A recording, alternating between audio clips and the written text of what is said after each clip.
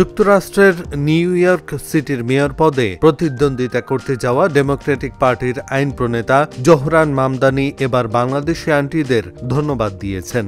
গত ২৪ জুন মধ্যরাতের পর সমর্থকদের উদ্দেশ্যে দেওয়া এক বক্তব্যে তার হয়ে ঘরে ঘরে গিয়ে প্রচারণায় অংশ নেওয়া বাংলাদেশি আন্টিদেরও ধন্যবাদ দেন জোহরান।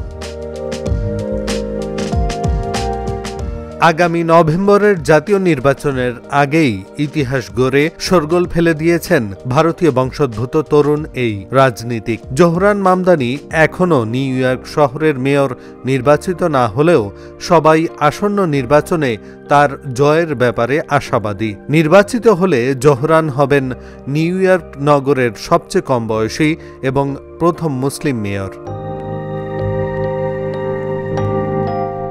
৩৩ বছর বয়সী দক্ষিণ এশীয় বংশোদ্ভূত মুসলিম জোহরান মামদানি মঙ্গলবার নিউ ইয়র্কের রাজনীতিতে আলোড়ন সৃষ্টি করেছেন।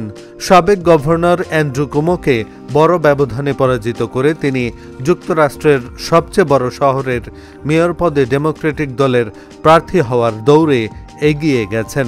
কুওমোর সঙ্গে তার ভোটের ব্যবধান ৭.১%। জোহরান কোয়েমে মাদানি একজন ডেমোক্রেটিক সোশ্যালিস্ট। তিনি উগান্ডায় প্রখ্যাত শিক্ষাবিদ মাহমুদ মামদানি ও ভারতীয় চলচ্চিত্র নির্মাতা মীরা নায়ারের ছেলে। মামদানির জন্ম উগান্ডার কাম্পালায়। তিনি ৭ বছর বয়সে নিউ ইয়র্কে চলে আসেন। পরে যুক্তরাষ্ট্রের মেইনের বোর্ডিং কলেজ থেকে আফ্রিকান স্টাডিজে স্নাতক ডিগ্রি অর্জন করেন। রাজনীতিতে আসার আগে তিনি কম আয়ের পরিবারের বাসাবাড়ি হারানো ঠেকাতে হাউজিং কাউন্সিলর হিসেবে কাজ করতেন।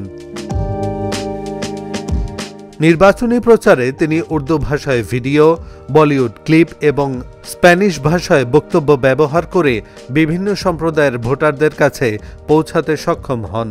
সামাজিক যোগাযোগ মাধ্যমেও দ্রুত জনপ্রিয় হয়ে ওঠেন তিনি, বিশেষ করে জেনজিদের মাঝে।